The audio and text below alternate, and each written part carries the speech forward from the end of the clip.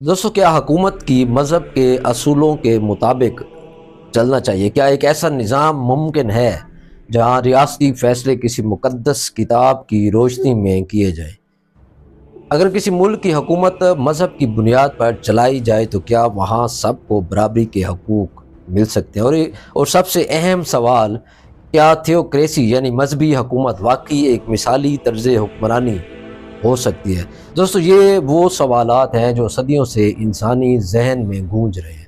کچھ لوگوں کے نزدیک تھیوکریسی انصاف یا پاکیزگی کا نظام ہے جہاں حکمرانی کسی انسانی خواہش کے بجائے خدا کے احکامات کے تحت فیصلے ہیں۔ دوسری طرف کچھ لوگوں کے نزدیک یہ ایک ایسا نظام ہے جو انفرادی آزادیوں اور انسانی حقوق کو دبا دیتا ہے۔ دوستو، تھیوکریسی جب مذہب بن جائے تو کیا ہو؟ تھیوکریسی کا مطلب ایک ایسی حکومت جو مذہبی قوانین کے مطابق چلتی ہے۔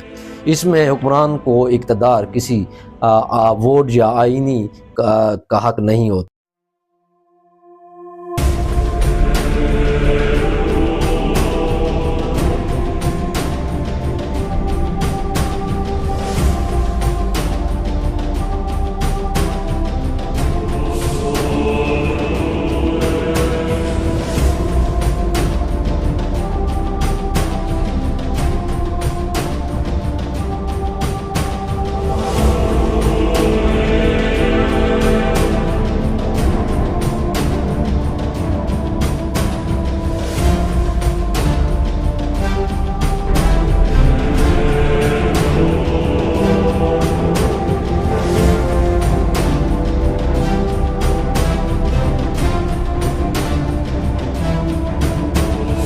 دوستو، یہ نظریہ دنیا کے کئی حصوں میں دیکھا گیا ہے۔ ایران ایک واضح مثال ہے جہاں 1979 کے اسلامی انقلاب کے بعد ملک کا مکمل نظام ایک مذہبی رہنما ولی فقیہ کے تحت آ گیا، جہاں تک کہ صدر اور پارلیمنٹ بھی مذہبی قیادت کے نگرانی میں آ گئے۔ اس طرح طالبان کی حکومت ویٹیکن کی سٹی میں پوپ کی حکمرانی اور قرون وسطیٰ کے یورپ میں اس نظام کی جھلک پیش کرتے ہیں۔ دوستو، کیا تھیوکریسی واقعی انصاف کا نظام ہے؟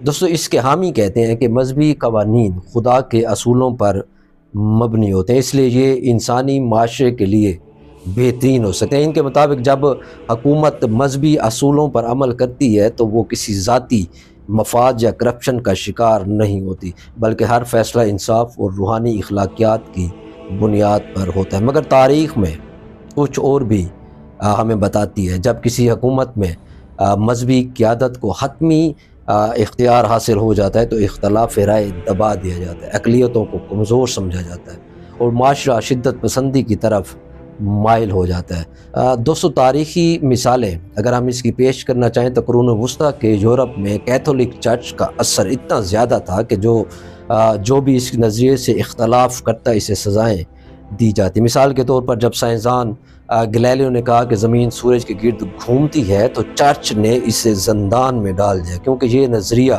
ان کے مذہبی عقائد سے متصادم تھا۔ ایران میں جہاں ایک مذہبی حکومت قائم ہے، وہاں مذہبی اقلیتوں کو محدود حقوق حاصل ہے اور حکومتی پالیسی ہمیشہ اسلامی قوانین کے مطابق بنائی جاتی ہے، چاہے عوام کی خواہش کچھ بھی ہو۔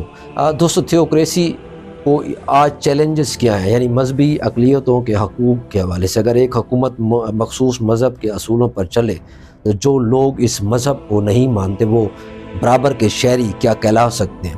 دوستو، قانون کی سختی یعنی مذہبی قوانین کو اکثر ناقابل تبدیل سمجھے جاتے ہیں، جس کی وجہ سے وقت کے ساتھ ان میں تبدیلیاں مشکل ہو جاتی ہیں۔ آزادی رائے کی کمی یعنی تھیوکریسی میں حکومت کے خلاف بات کرنا اکثر مذہب کے خلاف بات کرنا سمجھنے کے مترادف ہوتا ہے، جس کی سخت سزائیں بھی دی جا سکتی ہیں۔ اسی طرح سیاسی اور مذہبی قیادت کا گٹھ جوڑ جو ہے، جب مذہب ایک حکومت یا ایک دوسرے میں ضم ہو جائیں تو اقتدار اکثر مخصوص طبقے کے ہاتھ میں چلا جاتا ہے اور عوام کے لیے انتخابات کا حق محدود ہو جاتا ہے۔